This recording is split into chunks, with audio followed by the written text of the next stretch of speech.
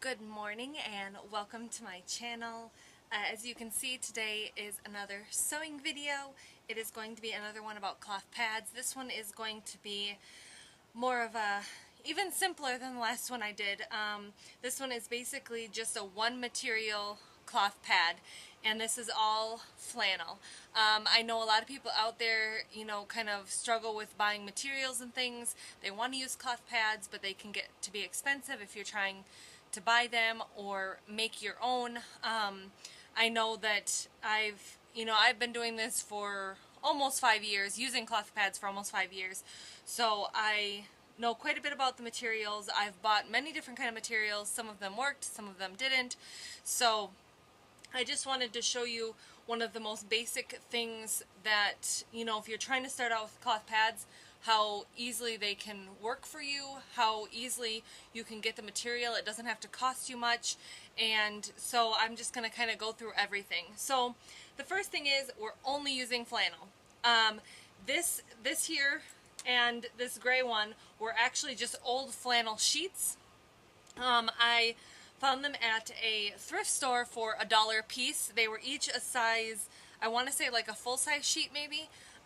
And so out of a full-size sheet or even a king or a queen, you can get an entire cloth pad stash out of just that one sheet if you really wanted to, and it only costs you $1. And you don't have to use snaps. You can use buttons. I put a button on this one to show you.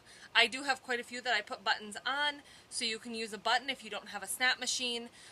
You could use Velcro if you wanted to. I've never tried, well, I tried Velcro once, but I seem to like the buttons better, and then I went on to using snaps. But this here, this I wanted to show you.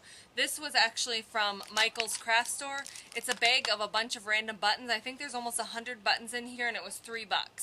And I know you can get them cheaper maybe other places, but this one gives you a bunch of sizes, a bunch of different colors, so you can kind of choose what you wanted. So there's other options. You don't have to use snaps. I'm trying to show you the most economical, budget-friendly way to make these cloth pads. So everything here is with flannel, and I wanted to show you. So this one here I made was a heavy pad. It was all out of the same sheet.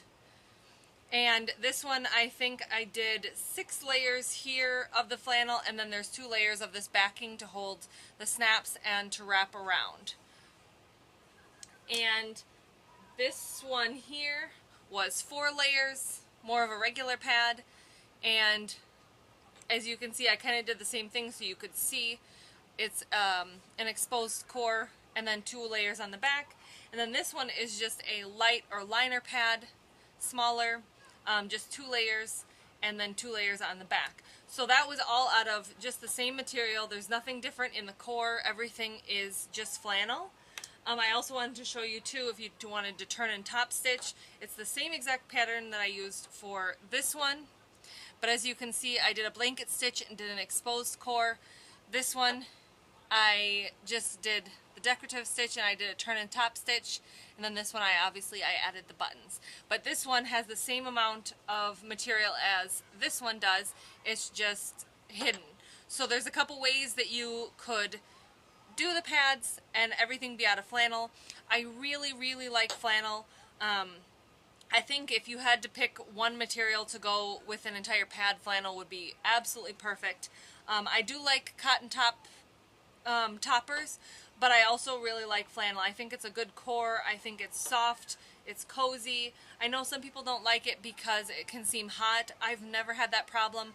I've always really enjoyed flannel. I like the fact that it's soft and it just doesn't feel crunchy or anything, because I know some materials can get that way.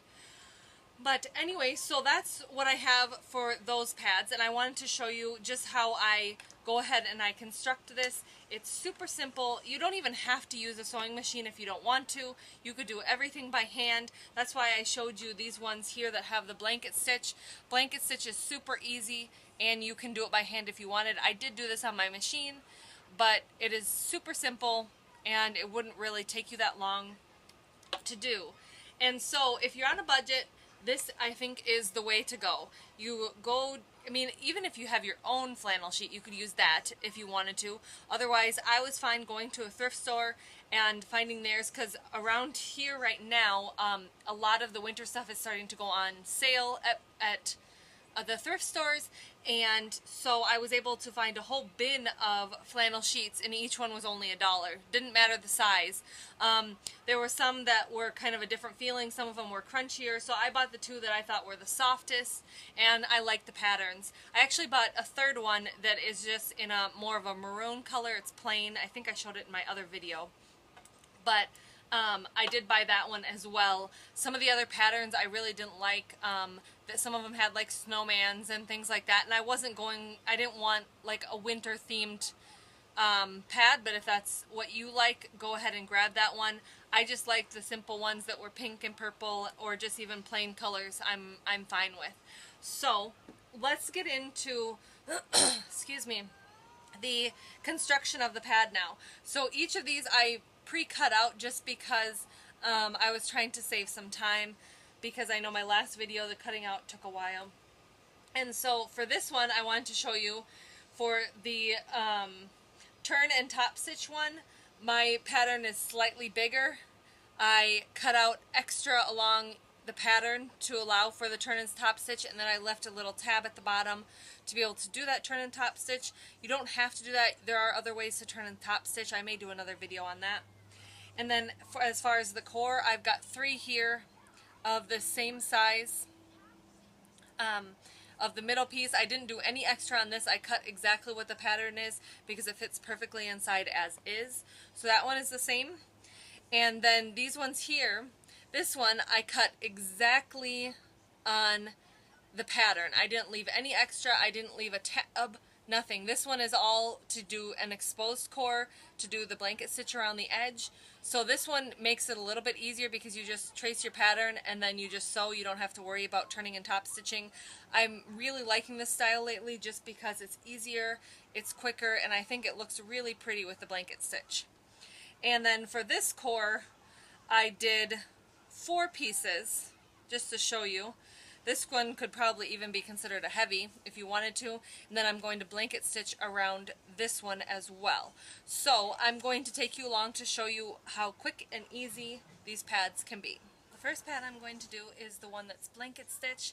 I'm going to go ahead and line up my 4 pieces. You can use any amount of the pieces that you want. I usually use 2 for a light liner, 3 to 4 for a regular, and then 4 to 6 for a heavy if I'm using just flannel. So I'm going to go ahead and pin this so that everything is pinned together in this section, and then I'm going to go ahead and blanket stitch around, and while I'm stitching I'm also going to do the back portion. So I'm going to do the same thing. I'm just going to line up my pieces.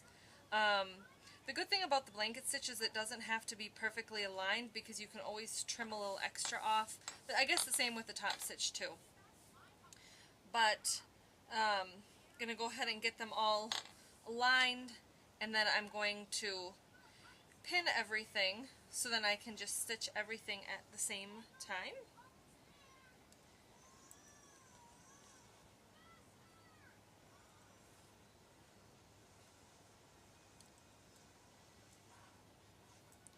Alright, so now that I have everything pinned together, as you can see, I put the wrong sides together because this one isn't going to be turned and top stitched. And the same with this one. Actually, you can do it kind of either way. You can put them all the same or one opposite. Here with the core, for the exposed core, I put 3 the same way here, and then I put 1 the opposite way. So because when you put it on the pad and you're stitching a little bit away from the edge, you're going to see. So if you, sorry, you didn't see that. When you do the exposed core, when you put it down, you're going to see a little bit of the edge when you actually sew it down. If it doesn't bother you, you don't have to turn one over so you can see the fabric. You can just see the back if you wanted, but I prefer to be able to at least see the color so it looks a little bit nicer, but you can do it however you want. So now I'm going to go ahead and do the blanket stitch around both of these, and then I will show you that.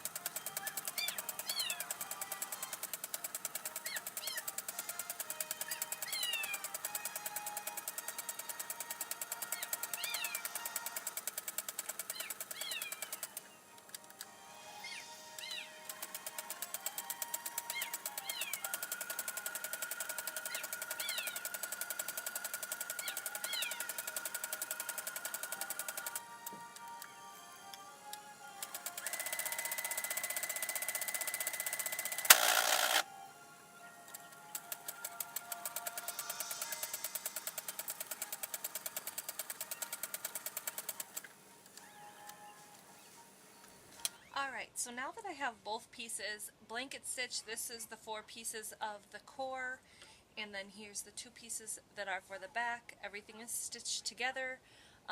You can see the blanket stitch there, and you can see it there as well. So what I'm going to do now is I'm just going to place it on here, and I'm going to pin it again. All the pieces are pinned together now, so that it looks just like that. You can see that it's open there. I'm going to be using just a fun creative stitch on my machine to do the core. You can do whatever stitch you want. I just like the pretty creative stitches because I think they look pretty. So I'm going to go ahead and stitch the core, and then I will show you the finished product.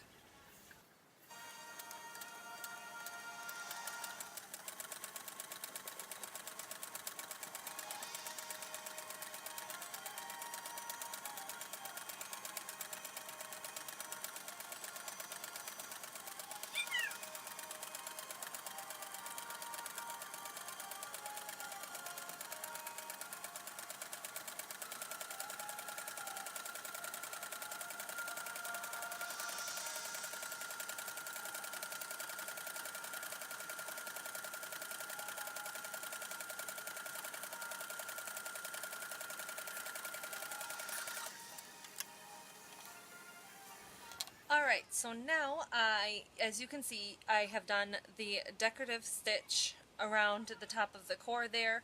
It does go all the way through to the back, but I don't think there's going to be any leaking issues. I've never had any leaking issues. I know some people don't like to stitch their core all the way through the back. I think with these exposed core pads, it's a little bit different because you have so much core already right here that there's not a lot of leaking. But, you can do it however you'd feel like is best for you. But I do have that stitched on, and as you can see on the edge here, the reason I like to put the colored fabric on the back too is because it does come up a little bit depending on how closely you sew around the edge to put your core on, so it just looks a little bit nicer. So this is the whole pad. Now I'm going to show you how you can do a button with, if you don't have snaps. I know a lot of people have buttons, you have them off extra shirts or whatnot, and a lot of people don't have the button pliers or buttons because or snaps or snap pliers because those are more expensive. And so this is just a fun alternative, and it makes your pads look different and unique, and it's something that you can fix a little bit easier than broken snaps. I've had problems with the broken snaps and not being able to fix them. So I'm going to show you how I do the button. Here, as you can see, I'll show you, I have my button foot already on here, and I have my little pink button already in there. So I'm going to go ahead and get that buttonhole made, and then I'll stitch on my button and I will show you the finished product.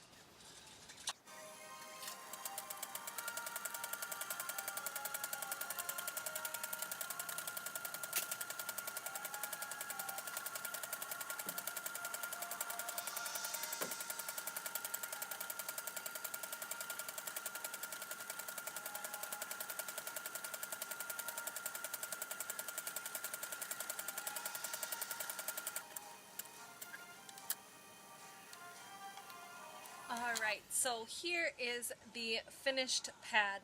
As you can see, I just sewed on the button, and there is the buttonhole there. So this is the finished pad, all made out of flannel, very simple. Oops, I forgot a couple strings here. And this is very budget friendly.